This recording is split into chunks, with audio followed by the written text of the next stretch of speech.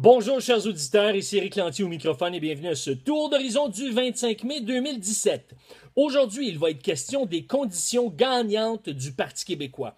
Et oui, mesdames et messieurs, pourquoi on en parle depuis dimanche?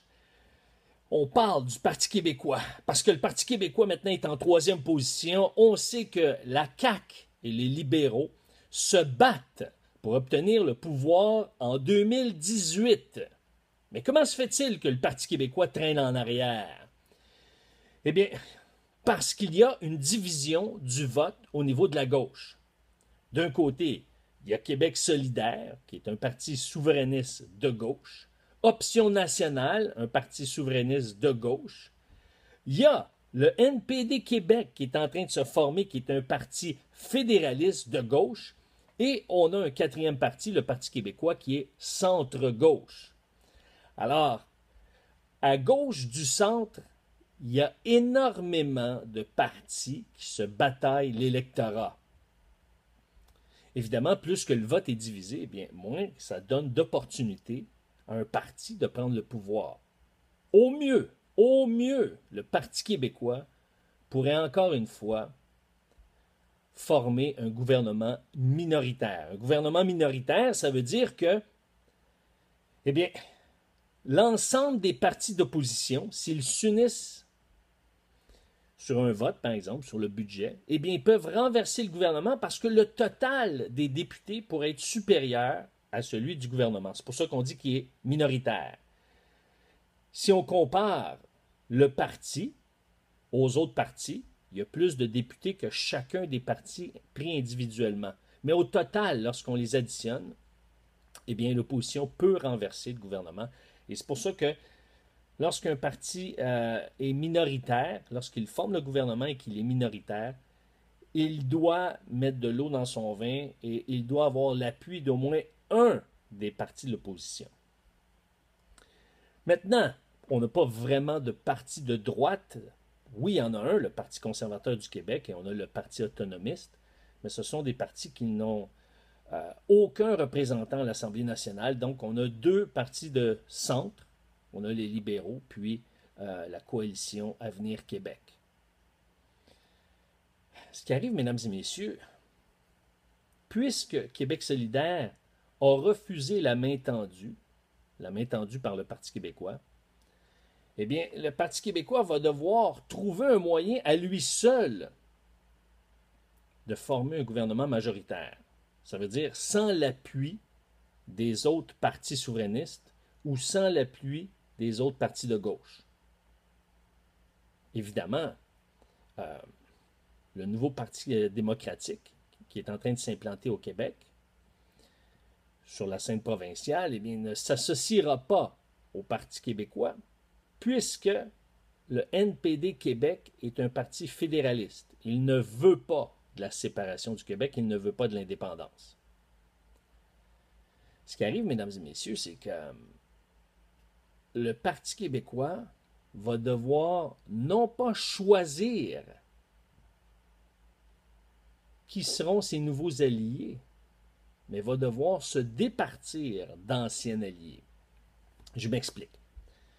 Le Parti québécois, mesdames et messieurs, spécialement depuis 1994, depuis que Jacques Parizeau a pris le pouvoir, qu'il a été le chef qui a ramené le Parti québécois au pouvoir en 1994, une année avant le référendum de 1995. Ensuite, Jacques Parizeau a cédé sa place à Lucien Bouchard, qui est parti du Bloc québécois à Ottawa et qui est venu prendre la relève à Québec. Ce qui arrive, mesdames et messieurs, c'est que le Parti québécois a été, spécialement depuis 1994, il l'a été avant, mais d'une manière plus prononcée, d'une manière plus directe, plus claire, depuis 1994, était un peu à la solde du mouvement laïque québécois. Qui sont ceux qui forment le mouvement laïque québécois? Eh bien, le mouvement laïque québécois renferme des militants et des militantes qui veulent distancer les Québécois de leur patrimoine. Ils ne veulent pas, par exemple, qu'au Québec, qu'il puisse y avoir de la prière dans les rassemblements municipaux. Lorsque, par exemple, le conseil municipal se réunit, eh bien, on ne veut pas de prière. On ne veut pas de crucifix à l'Assemblée nationale. On ne veut pas de crucifix dans les hôpitaux. Et on ne veut pas, justement, de confessionnalité scolaire dans nos écoles. On ne veut pas que l'enseignement religieux revienne dans nos écoles. C'est ce groupe qui a milité contre la confessionnalisation des écoles et donc pour la déconfessionnalisation des écoles. Maintenant, si le Parti québécois, et spécialement si son chef, Jean-François Lisée, était courageux, et je ne pense pas qu'il va avoir le courage, cette audace-là, mais s'il était courageux, il se distancerait du mouvement laïque québécois. Et qu'est-ce que ça produirait? Eh bien, ça produirait que plein de gens qui sont dans le Parti conservateur du Québec, des gens qui sont, par exemple, à la CAQ, même des gens qui sont chez les libéraux, et un certain nombre d'électeurs qui sont chez Québec solidaire. Ces gens-là pourraient revenir au PQ et même s'ajouter au PQ. Pourquoi? Parce qu'à ce moment-là, le Parti québécois gagnerait énormément. Il gagnerait, par exemple, la communauté grecque orthodoxe. Il gagnerait également les Arméniens de foi apostolique, et même les Arméniens évangéliques. Il gagnerait justement un bon nombre de chrétiens évangéliques, de protestants, un bon nombre de catholiques modérés, et aussi certains catholiques pro-vie, modérés évidemment.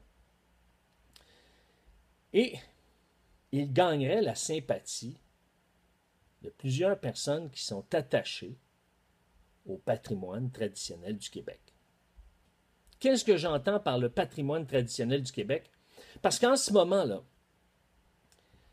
il y a beaucoup de gens qui se disent identitaires qui militent au sein du Parti québécois. Qu'est-ce que ça veut dire identitaire? Bien, ça veut tout simplement dire qu'ils s'identifient au caractère francophone du Québec. Mais la culture québécoise, mesdames et messieurs, ça ne doit pas relever seulement du domaine de l'art. Donc, la culture, ce n'est pas quelque chose qui touche uniquement les arts. Par exemple, les arts, c'est quoi? C'est la musique, le théâtre, la danse. C'est à ce moment-là aussi les arts plastiques, comme la peinture, etc. Donc, l'identité québécoise va plus loin que la culture. Moi, je crois que si Jean-François Lisée était courageux, il se dirait, je vais aller chercher les Québécois qui sont plus traditionnels, qui sont issus non seulement comme, si on veut, qui sont identifiés aux Québécois de souche, mais aller chercher les Québécois qui sont identifiés aux communautés culturelles, aux communautés ethniques. Et comment ils pourraient réussir? Eh bien, en s'identifiant au patrimoine. Pour deux raisons bien simples. Il y a beaucoup de gens des communautés ethniques qui adhéreraient au Parti québécois si le Parti québécois redonnerait les subventions, si le Parti québécois redonnait les subventions aux parents pour qu'ils puissent mettre sur pied des écoles confessionnelles. Posez la question aux Grecs orthodoxes, posez la question aux Juifs, posez la question aux Arméniens, posez la question aux différentes communautés ethniques et culturelles, se poser la question s'ils y répondent. Et d'autre part, tous les Québécois et Québécoises qui sont contents, qui ne sont pas nécessairement des pratiquants, mais qui sont contents de fêter Noël, Pâques et l'Action de grâce, qui sont contents dans le temps des fêtes d'entendre des chants traditionnels de Noël comme Sainte Nuit, comme Minuit chrétien, etc., qui sont contents de voir des crèches de Noël un peu partout, qui vont monter un sapin de Noël, qui vont mettre une crèche à la base de leur sapin de Noël.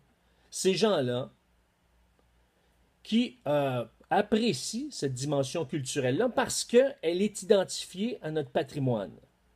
Et M. Lisée serait surpris de voir que même parmi les non-chrétiens, il retrouverait des appuis. Pourquoi? Parce qu'écoutez, le meilleur exemple de cela, là, c'est le crucifix à l'hôtel Saint-Sacrement, pardon, le crucifix à l'hôpital Saint-Sacrement. Qui sont ceux qui se sont levés pour qu'on enlève le crucifix à l'hôpital Saint-Sacrement?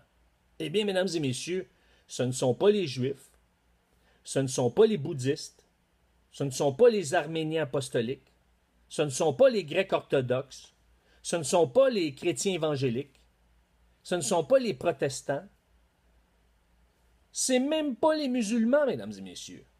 Non, non, non, non, non. C'est des gens qui sont identifiés à la philosophie et à l'idéologie du mouvement laïque québécois. Et donc, c'est là qu'on voit, mesdames et messieurs, que le mouvement laïque québécois est une nuisance pour le Parti québécois en ce moment. Si Jean-François Lisée avait le courage de se tenir debout, eh bien, il ferait un pas en arrière pour sauter plus loin en avant. Il se distancerait du MLQ, du mouvement laïque québécois. Et c'est pour ça, mesdames et messieurs, que c'est important qu'il puisse le faire. Parce que de toute façon, s'il ne le fait pas, mesdames et messieurs, savez-vous qu'est-ce qui va arriver? Eh bien, c'est qu'aux prochaines élections, il va former l'opposition, mais il ne sera pas le premier parti d'opposition, il va être le deuxième parti d'opposition. Si, par exemple, la CAQ forme un gouvernement majoritaire, supposons qu'il y a une vague bleu pâle qui rentre à l'Assemblée nationale et que les libéraux forment l'opposition officielle, le premier parti d'opposition, mais c'est certain que le Parti québécois va former le deuxième parti d'opposition. Et donc, c'est un statut moindre. C'est un retour à 2007, mesdames et messieurs. Et c'est pour ça que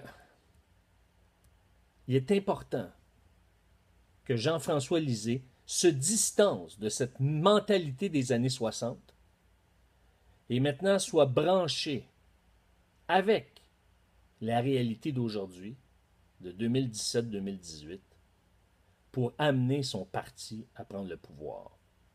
C'est, à mon avis, ce qu'il devrait faire. Parce que savez-vous quoi, mesdames et messieurs? À défaut, la déclaration de Jacques Parizeau, qui a été lancée le soir de la défaite du référendum d'octobre 1995, que le référendum a été perdu à cause de l'argent et des votes ethniques, va continuer à faire écho pour plusieurs années. Mais pour briser cette mauvaise image, eh bien, il va falloir que le chef du Parti québécois prenne son leadership en main et se distance du mouvement laïque québécois. De toute façon, s'il ne prend pas ce risque par crainte de ne plus être le chef du PQ, si aux prochaines élections, il se retrouve à la tête d'une formation qui forme le deuxième parti d'opposition, ses jours vont être comptés. Selon vous, qu'est-ce que le Parti québécois devrait faire? Qu'est-ce qu'il doit changer?